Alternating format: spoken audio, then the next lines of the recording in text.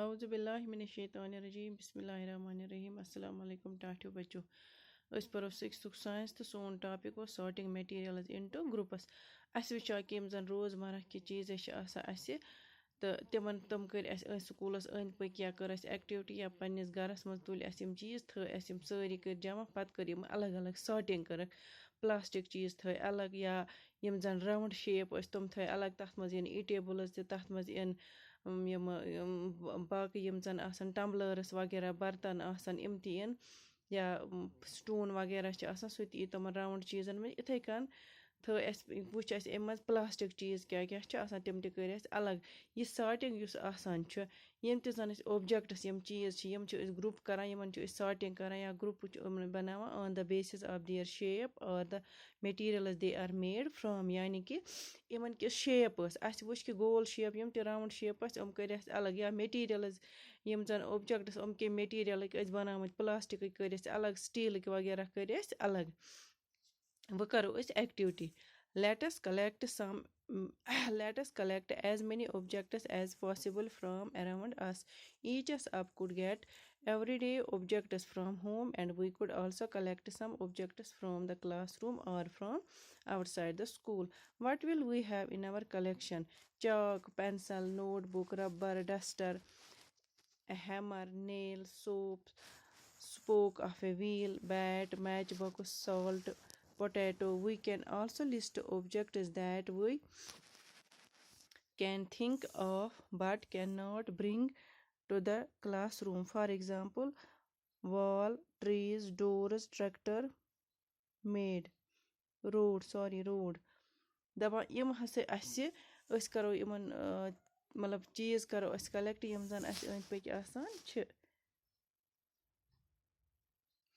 तो अस करो कम यम जन दोह दो इस्तेमाल करान या क्लास रूमस मज या घर स्कूलस नेबर करो अस कलेक्ट तो अस क्या कोर अत मज जमा चाक कर जमा पेंसिल कर नोटबुक कर रबर कर डस्टर कर हैमर कोर या किल नेल यमन वनान किल साबन स्पोक ऑफ व्हील गो व्हीलस मजबाग सु स्टीलुक या बैट मैच बॉक्स गो माचिस नून साल्ट गो नून पोटैटो गो ٲلوٕ we can दपा अस हसा हेको लिस्ट यम जन ऑब्जेक्ट्स लिस्ट करित अस हेको इमन हुन सोचित मगर यम जन हेको सिर्फ यम जन क्लास रूमस में हेको अनित के फॉर एग्जांपल वॉल लब ट्री या दरवाज या ट्रैक्टर या road separate all objects from this collection that are made from paper or wood. This way we have divided all objects into two groups. One group has the objects that are made from paper or wood, while the other group has the objects that are not made of these materials. Similarly, we could separate the things that are used for preparing food. दपा करो से अलग अलग objects यम जन तुम collection यम तुम जमा करो यम जन पेपरिक बनामत या वुडिक बनामत इथकन क्या करो करो यमन दोन डिवाइड करो यम दोन ग्रुपन मज यम सोन यह कलेक्शन यम सोन यह मटेरियल्स ग्रुप बनाओ युस जन पेपरुक बनामुत या लकड़ हुंद बनामुत तो ब्या ग्रुप बनाओ यम जन मटेरियल्स यम जन इथ आसन न कहीं यम जन अमिक आसन बनामुत पेपरिक या वुडिक आसन बनामुत कहीं दपा इथकन हसा करो सेपरेट यम चीज यम जन अलग करो यम जन बनामुत यम जन लगन फूड तैयार करनस मज let us be a little more synthetic systematic. List all objects collected in table 4.1. Try to identify the materials that each one is made of. दबा अस करो कम अस करो यम थो अलग अलग थोड़ा सिस्टमेटिक बनो तो अस करो कम यम ऑब्जेक्ट्स कलेक्ट कर टेबल 4.1 पे अस करो आइडेंटिफाई यम कोशिश करो आइडेंटिफाई कि मटेरियल यम कमिक बनामत छ. It would be fun to make this a large table. दपा इथकन बन अस अख बोल टेबल अख collecting information about as many objects as possible. इथकन हेको अस वरिया यम जन यम करित information collect करित कि यम ऑब्जेक्ट कमिक छ बनामत युता अस कोशिश करो. It may seem difficult to find out the materials out of which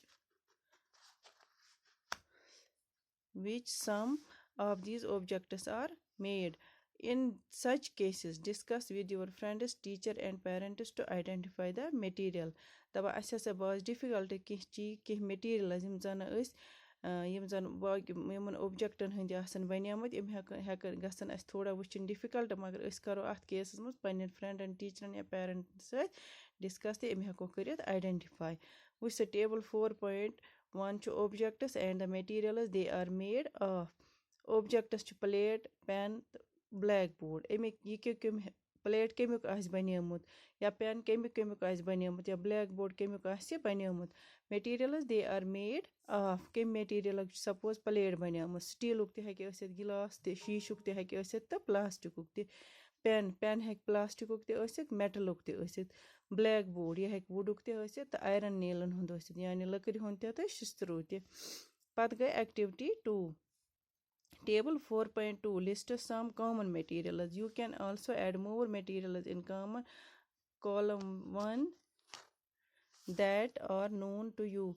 Now try and think of everyday objects you know that are made mainly of these materials and list them in column 2.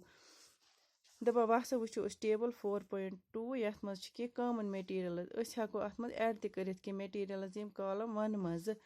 तो अस करो try कि यम जन दो दुशु चीज यम जन अस वुछान छ यम जानन छ यम जन अस यम बनेमत छ आसान तिमन मटेरियलन हन तिम करो अस यथ कॉलम 2 अस मज लिस्ट वुछ मटेरियल्स छ वुड वुड क्या क्या हेक असित चेयर ते हेक असित टेबल हेक असित प्ला हेक असित गए अलबान टांगा या एंड इट्स व्हील्स टांग या अमुक व्हील्स पेपर क्या क्या हेक असित book notebooks newspaper toys the calendars book hekan kagzu asit notebook hekan asit newspaper khilon hekan asit toys ga khilon ya calendars pad ga leather kya kya cha asan shoes cha asan bag cha asan jacket cha asan belt cha asan ithai kan plastic kya kya cha asan bucket cha asan toys cha asan balls cha asan jugs cha asan tiffins वगैरह cha asan ithai kan cotton uk hekan cloths asit bed sheet वगैरह asit But go what do we find from these tables? Askya wushimo table maz. First we grouped objects in many different ways.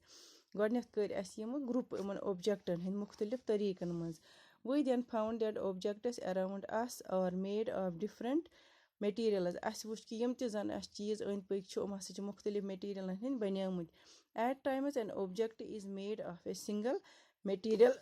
Kun sa cha object ake material banyamut. An object could also be made of many materials.